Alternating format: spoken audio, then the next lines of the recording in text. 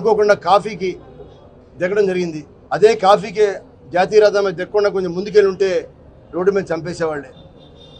అనేక మార్లు ఈ 2 మాసాల నుంచి కూడా మా మీద దాడులు చేయడానికి ఉందని చెప్పి ఇవాళ శ్రీనివాసరావు కానీ అలానే మధు సోదరుడు మధు కూడా అనేక సార్లు పోలీసులు కూడా తెలియజేయడం జరిగింది. అయినప్పుడు కూడా ఎటువంటి చర్యలు లేవు. మరి ఇవాళ ఏదైతే గింజుపల్లి శ్రీనివాసరావు మీద హత్యాయత్నం జరిగిందో ఆ ముద్దాయిలు తండ్రిని చెప్పిన ముద్దాయిలే మళ్ళీ కొడుకు మీద ముద్దాయిలుగా ఉన్నారు. కొడుకు మీద దాడి చేసిన వాళ్ళే ఉన్నారు. కాబట్టి తప్పకుండా పోలీసులు ఇవాళ చంద్రబాబు నాయుడు గారు ఎక్కడ మీ దాడులు ఉండవు, హింస అనేది ఉండదు అని చెప్పి ఒక పక్క ముఖ్యమంత్రి గారు మరి స్టేట్మెంట్స్ ఇస్తూ ఉన్నారు. అయినప్పుడు కింద క్షేత్రస్థాయిలో ఆ విధంగా జరగట్లా. ఇవాళ ఎమ్మెల్యేలు కానీ కింద నాయకులు కానీ అందరూ కూడా ప్రోత్సహిస్తారు, హింసను ప్రోత్సహిస్తూ ఉన్నారు, దాడులను ప్రోత్సహిస్తూ ఉన్నారు. వైఎస్ఆర్సీపీ అంటే కొట్టిరండి అని చెప్పి అన్ని నియోజకవర్గాల్లో ప్రోత్సహిస్తూ ఉన్నారు. కాబట్టి వెంటనే ప్రభుత్వం ఈ దాడుల్ని మరి ప్రోత్సహించుకుని వెంటనే దాడులు ఆపాలి. లేకపోతే మేము కూడా మరి ప్రతిచర్య ఉంటుంది మాకు కూడా, తప్పకుండా అటువంటి దాడులు లేకుండా ఆపాలని చెప్పి ప్రభుత్వాన్ని మేము కోరుకుంటున్నాం. ఇవాళ ఏదైతే గింజుపల్లి శ్రీనివాసరావుని రాత్రి హత్యాయత్నం చేశారో మరి వారి మీద పీడీ యాక్ట్ కూడా పెట్టాలి. మళ్ళీ ఇటువంటి దాడులు జరగకుండా ప్రభుత్వం కట్టుదిట్ట చర్యలు తీసుకోవాలని చెప్పి మేము ప్రభుత్వం డిమాండ్ చేస్తూ ఉన్నాం. అదే గ్రామంలో మధు ఉన్నారు, ఆ సోదరుడు మధు. మరి వీరు కూడా ఆ రోజు 2009లో 14 సంవత్సరాల క్రితం వారి తండ్రి ఏదైతే హత్య గావించబడ్డారో దానికి సాక్షిగా ఉన్నారు. మరి ఆ పోలీస్ ఛార్జ్షీట్లో సాక్షిగా ఉంటే ఆ పోలీసు వేసిన ఛార్జ్షీట్లో ఇతను సాక్షిగా ఉన్న కొడుకును కూడా పేరు తీసేశారు సిబిసిఐడి వాళ్ళు. కాబట్టి సిబిసిఐడి ఆ రోజు వేసిన కేసుని తీసివేసి మళ్ళీ పోలీసునే ఈ కేసుని తిరిగి విచారించి ఎవరైతే ముద్దాయిలు ఉన్నారో, ఎవరైతే గింజుపల్లి వీరయ్య గారిని చంపిన నిజమైన ముద్దాయిలు ఉన్నారో మరి వారిని ఆ పోలీసు తిరిగి దీని కేసును విచారించి ఆ సిబిసిఐడి కేసుల్ని లేకుండా ఇవాళన్న తెలుగుదేశం ప్రభుత్వం ఆ కేసును విచారించి ఆ దోషులను శిక్షించాలని చెప్పి మేము ప్రభుత్వాన్ని కోరుతున్నాం. మాకు నిజం కావాలి, ఎవరైతే చంపారో వారి మీద శిక్ష పడాలని చెప్పి కోరుకుంటున్నాం. సిబిసిఐడి చేసిన కేసులో చాలామంది సాక్షులను తీసేశారు. మరి వారి కుమారుణ్ణి తీసేశారు సాక్షిగా, సొంత కుమారుణ్ణి సాక్షిగా తీసేశారు. అంటే సిబిసిఐడి చేసే కేసులు తీసివేయాలనే ఉద్దేశంతో మరి ఇన్ని సంవత్సరాల నుంచి కూడా హైకోర్టులో కేసులు వేసి వారి కుమారుడు శ్రీనివాసరావు హైకోర్టులో కేసు వేసి ఆ సిబిసిఐడి కేసు మాకు వద్దు, పోలీసు వేసిన కేసుని విచారించాలని చెప్పి వారి కుమారుడు కూడా పోరాడుతూ ఉన్నారు గత 10 సంవత్సరాల నుంచి. కాబట్టి తప్పకుండా పోలీసు దీన్ని తిరిగి విచారించి కేసుని నిజమైన దోషుల మీద శిక్ష పడేలాగా చర్యలు తీసుకోవాలని చెప్పి ఇవాళ తెలుగుదేశం ప్రభుత్వాన్ని కూడా మేము డిమాండ్ చేస్తా ఉన్నాం. ఇప్పటికే చాలాసార్లు ఈ ఘటనల మీద మీరు పోలీసులకు ఫిర్యాదు చేశారు, వాళ్ళు కోర్టులకు వెళ్ళారు, గవర్నర్ కూడా ఫిర్యాదు చేశారు, కానీ కొనసాగుతున్నాయి. దీన్ని అసలు ఎట్లా చూస్తారు? అంటే దీని మీద నిజంగా ముఖ్యమంత్రి గారికి చిత్తశుద్ధి ఉంటే, ముఖ్యమంత్రి గారి హింసని ప్రోత్సహించాం, ప్రజలందరినీ కూడా సామరస్యంగా ఉంచాం, ఎక్కడ దాడుల్లో గత ప్రభుత్వంలా ఉండవని చెప్పి ఆయన చెప్తున్నారు తప్ప న్యాయంగా గత ప్రభుత్వంలో మా దగ్గర మా ఏరియాలో ఎక్కడ దాడులు ఒక ఎఫ్ఐఆర్ కూడా లేదు. అటువంటిది వాళ్ళు దాడులు జరుగుతుంటే మరి ప్రభుత్వం చూస్తూ ఊరుకుంటుంది. ఇవాళ 41 అసలు ఇవాళ స్టేషన్ బెయిల్ ఇవ్వడం అనేది అతి దారుణం. ఒక మహిళ, ముస్లిం మహిళని ఇంటి మీదకి దాడి చేసి ఆవిడని విశేషరహితంగా కొట్టారు. ఈ విధంగా కొట్టిన వాళ్ళ మీద కూడా స్టేషన్ బెయిల్. అలానే అనేక రకాల ఇళ్ళు ధ్వంసం చేశారు. ఇవాళ పార్టీ ఆఫీసు వత్సవాయిలో పార్టీ ఆఫీసు మీద టీవీ ధ్వంసం చేశారు, జెండా దిమ్మని ఎరగొట్టారు. ఇంతవరకు ఎఫ్ఐఆర్ లేదు, అరెస్టు కాదు, ఎఫ్ఐఆర్ లేదు. అదే ఏంటని సిఐ గారిని అడిగితే ఎఫ్ఐఆర్ కడతామని చెప్పి దాదాపుగా 1 నెల రోజు నుంచి ఆయన వేచి చూస్తున్నారు. ఎఫ్ఐఆర్ కాపీ కూడా ఇవ్వాల. వైఎస్ఆర్సీపీ కార్యాలయం మీద దాడి చేస్తే మండల హెడ్ క్వార్టర్స్లో ఎఫ్ఐఆర్ కాపీ ఇవ్వాల ఈ రోజు వరకు కూడా. అది పరిపాలన అలా ఉంది. ఆ రోజు అక్కడ ఉన్న జెండా దిమ్మిని ఫ్లెక్సీని కూడా తీసేయడం జరిగింది.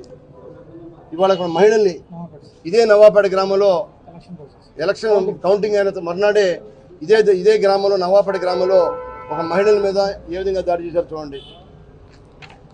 అలానే వీరయ్య గారి విగ్రహాన్ని తలపగలు కొట్టేశారు. విగ్రహాన్ని పోలంపల్లి గ్రామంలో కాటేపల్లి రవి గారని సర్పంచ్, సొసైటీ అధ్యక్షుడు, ఆ తండ్రి ఏనాడో 30 సంవత్సరాల క్రితం ఆయన సిపిఐ లీడర్.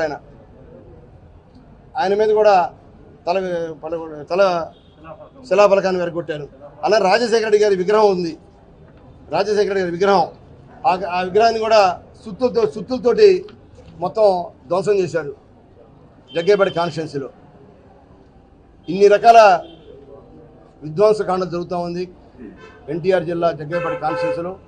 దీనికి కారణం మరి అనేక మంది ఎవరైతే రౌడీ ముఖులున్నారో, ఎవరైతే దీని వెనకాలన్నారో వారి మీద వెంటనే పోలీసు మరి తప్పకుండా పోలీస్ కమిషనర్ గారు కానీ, ఐజీ కానీ, ఇవాళ డీజీపీ గారు కానీ తప్పకుండా దీని మీద చర్య తీసుకోవాలని మీకు ప్రభుత్వం కోరుతున్నాం. రాత్రి జరిగిన దాడుల మీద మరి ఎవరైతే దాడి చేశారో వారిని అరెస్ట్ చేశారు. వాళ్ళకి ఎప్పుడో వారం 10 రోజుల్లో మళ్ళీ బెయిల్ వస్తుంది.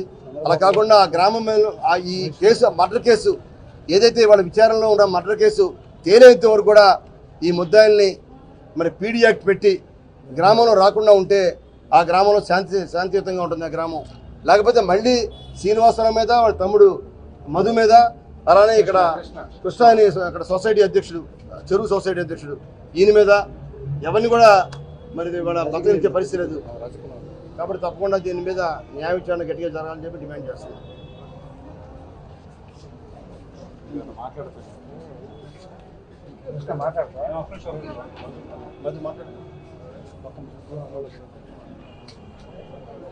వీరయ్య గారి కుమారుడు శ్రీనివాసరావు సోదరుడు మధు.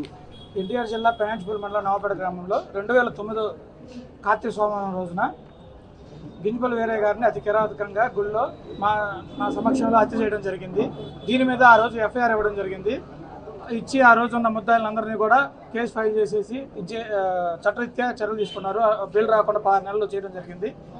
అప్పుడు ముఖ్యమంత్రి కొణిజేటి రోషి గారు సంబంధించిన ఆయన కాంగ్రెస్ పార్టీ, ఒక కాంగ్రెస్ పార్టీ నాయకుడు చనిపోతే ఒక కాంగ్రెస్ పార్టీ ముఖ్యమంత్రి ఆ కేసుని నీళ్లు గార్చి ఒక నాయకుడికి అన్యాయం చేసిండు కులం కోసం. అతను ఆ రోజు సిబిసిఐడి ఎంక్వైరీ పేరున డిఎస్పీ అనే ఒక అవినీతిపరుడైన ఒక అధికారి రఘు అనే డిఎస్పీని నియమించి వాళ్ళకు అనుకూలంగా వాళ్ళ ఇంట్లో ఒక మనవరాలను కూర్చోబెట్టుకొని రాసుకున్నట్టుగా ఛార్జ్షీట్ రాసుకొని ఒక ఎఫ్ఐఆర్ ఇచ్చిన నేను లేనని చెప్పి, చీనా ఫైనాన్స్ లేనని చెప్పి కేసుని నీరు గార్చి ఎంతోమంది ముద్దాయిల్ని తొలగించి కేసుని నీరు గారిస్తే మేమేం చేసామంటే మాకు పోలీస్ ఛార్జ్షీట్ అయితే న్యాయం జరుగుద్దని చెప్పేసి మేము హైకోర్టులో రిట్ ఫైల్ చేయడం జరిగింది.